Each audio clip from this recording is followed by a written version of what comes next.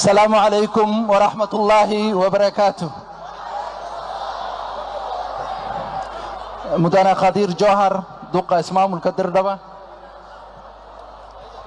مدانا مصطفى محمد عمر مدحوينها دولة الديغان كصوماليدا، مدانا أردين بدري مدحوينها ديغان كهرريدا، مرو سلامويت كاسا وزير وزارة الدلحيس كإثيوبيا، مرو شويت شانكا وزير وزارة دقن كإعيارة إثيوبيا، دكتور هيبو مومن وزير كدلنيرة يدقن كجيبوتي، وقاس كشرفت له وقاس مصطفى محمد إبراهيم، وقاس كشرفت له وقاس زياد مرت شرفت النوغات من جيبوتي صوماليا يا كينيا، مسؤولين تشرفت له علماء الدين كي وضع الرقمية تشرفت له ددوينها قيمها له كسو قيب قلي حفلة مروين يمودنا يال مركورة أنا قهد لي مجا الدولة الفدرال كإثيوبيا مجا حزب برواقو يكيجا قاركابا وعندما شعب كجيس كأفريقيا وهم بليين يا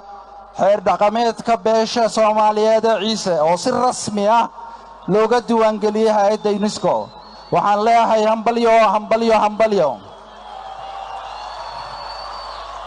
وحنا شرف وينيا إن مانتا إذن كلا سو قيب قالوا حفلة تاريخية لقوم معموسة يا قونسيكا يونسكا سيسا حيركا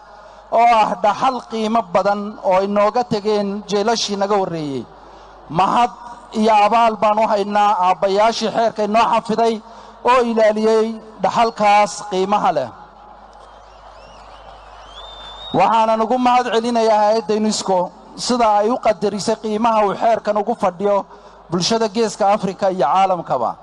sidoo kale waxaan mahadnaq ballaaran u soo jeedinayaa cid kasta oo kaalin ku lahayd suurtagelinta diiwaangelinta rasmiga ah oo ugu horeeyo ugaas ka sharafta ugaas Mustafa Maxamed Ibrahim hay'adda City Heritage iyo aqoonyahanada doorka ku lahaa heerka ciise waa astaan muujinaysa aqoonta indheergaradnimada iyo ka go'naanshaha bayaasheen iyo awowayaasheen dhinaca nabadda cadaaladda iyo wadajirka bulshada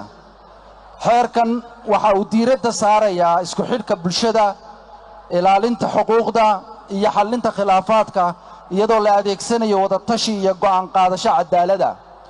waa xeer ku dhisan ka shaqaynta maslaxadda guud iyadoo la ilaalinayo danaha iyo xuquuqda qof walba xeerku waa mid suurtageliya in hab nabadeed xal waara loogu helo muranada iyo kala duwanaanshaha iyadoo aan la adeegsanin qas iyo fawdo waa xeer jiilba jiilka kale isdhaxalsiinayeen oo shacabkeenna ka badbaadiyey dhibaatooyin fara badan munaasibadan sida heerka sare loo soo agaasimay laguna qabtay magaalada Dirrawa oo ah xarun taariikhi ah oo tusaale u ah midnimada iyo wada noolaanshaha shucuubta Itoobiya waxay maragcad u tahay ixtiraamka ay bulshadeenu hayso dhaqankooda iyo taariikhdooda UNESCO waxay u aqoonsatay xeerkan inuu yahay dhaxal aan ku koobnayn beesha ciise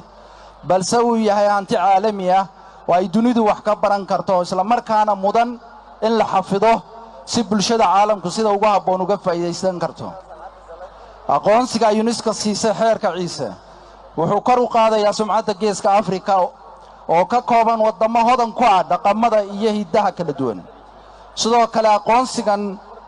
caalamiga ah waa mid naxasuusinaya in dhaqankeenu yahay hantida ugu qaalisan ee aan adduunka ku leenahay wuxuuna inagu dhiirigelinayaa inaynu si hagar la'aan uga shaqayno barashadiisa ilaalintiisa iyo xoojintiisaba marwooyin iyo mudanayaal Itoobiya waxay hadda ka hor UNESCO uga duwangelisay sugayn 17 dhaxal oo isugu jira dhaxal dhaqameed dhaxal dabiici ah iyo dhaxalka aan muuqan